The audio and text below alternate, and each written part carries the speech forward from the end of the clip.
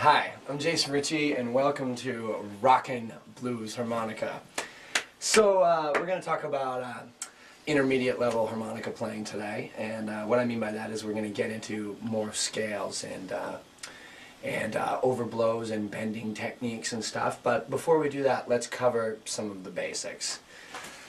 The first thing you want to concentrate on when picking up a harmonica, first you want to make sure you have a diatonic harmonica, because that's all I can talk about. There are, of course, chromatic harmonicas and echo harmonicas and a variety of other wonderful instruments, but we're here to talk about this little guy. It's a 10-hole diatonic harmonica. The word diatonic means limited, which means that it's not supposed to be able to play a chromatic scale or even really a variety of scales. It was meant to basically play the major scale. And that was all it was ever meant to do. However, over the years it's evolved into an instrument that can really play just about anything. So we're going to get into that later. But right now, the very first thing we want to focus on is since it is a wind instrument, breathing. So you want to breathe natural.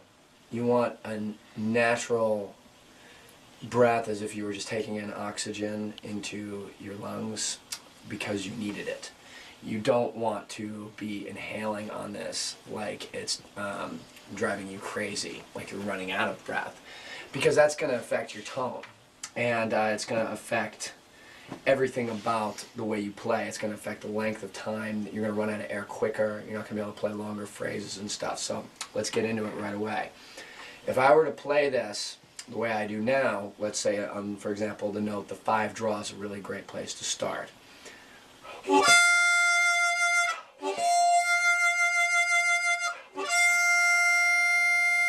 Okay, it sounds pleasing to the ear enough. It's not shrill, it doesn't bother anybody. The harmonica is an instrument that can sound an incredibly close to the human voice, or it can also be incredibly annoying and very shrill and displeasing to the ear. When it becomes shrill and annoying, it's usually because the player is breathing from the wrong place. You hear singers talk about breathing from the diaphragm and stuff like that. That's where you want to breathe. You want to breathe natural. If you suck in through your throat and your upper chest, the same note's going to sound like this.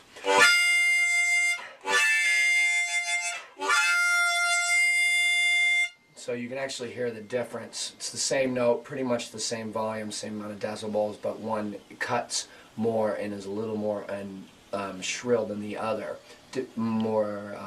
Has a different timbre. It's displeasing to the ear. And here's breathing naturally.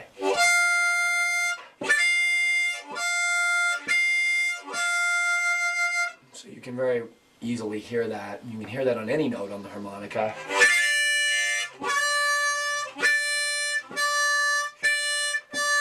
It almost sounds like a different note. Actually, in some places in the world, it is a different note.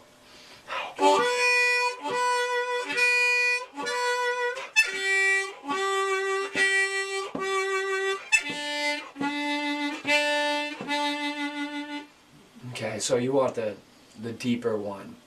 The majority of the resonating that takes place in the harmonica takes place not actually in the harmonica, but in your mouth and in your throat. On a guitar, the guitar has a resonator, the big body, and the sound comes out of the hole. Well, on a harmonica is not a lot different. It's just that your resonating is taking place inside of your throat and your mouth. And so basically you want to get as much of your mouth on the harmonica as possible and still get one hole, if that's what you're going for, and have that be a big sound, a big round sound.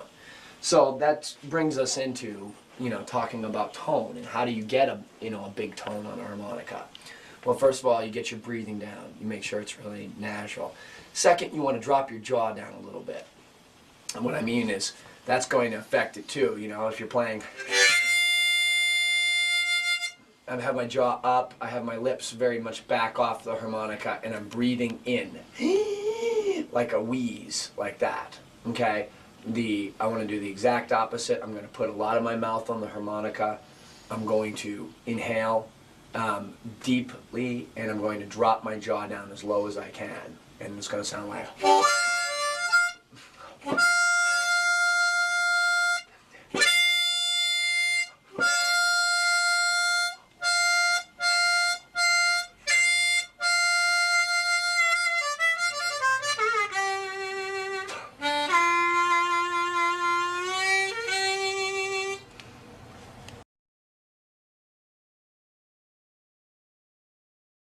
There's two different approaches to getting a single note on a harmonica. That means when you blow into the harmonica at first, you know you're going to sound like this.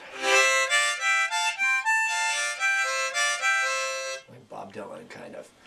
Well, you know, there's certain places for that in music, but ultimately you want to be able to learn how to play.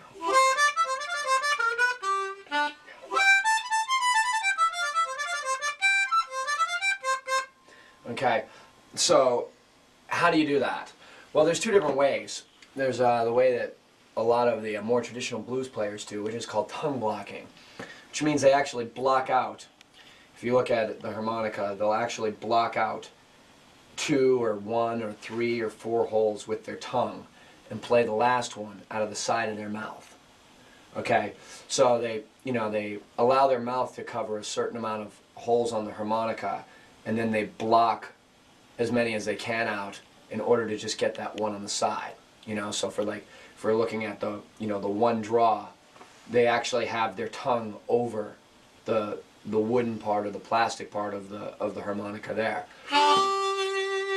You know, I played the 2 draw. And it's like, and they even bend the notes out of the side of their mouth like that in the 4 draw.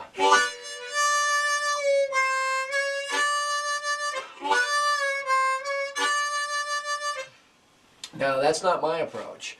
I do an approach called lip pursing, so of course that's mostly what I'm going to be teaching today. We will talk about tongue blocking, but not as it relates to single notes. We'll talk about it in terms of playing octaves or variations of octaves, variations of chords. I play lip pursing, which means I just sort of make each hole play by itself without my tongue, just by putting my lips on the harmonica.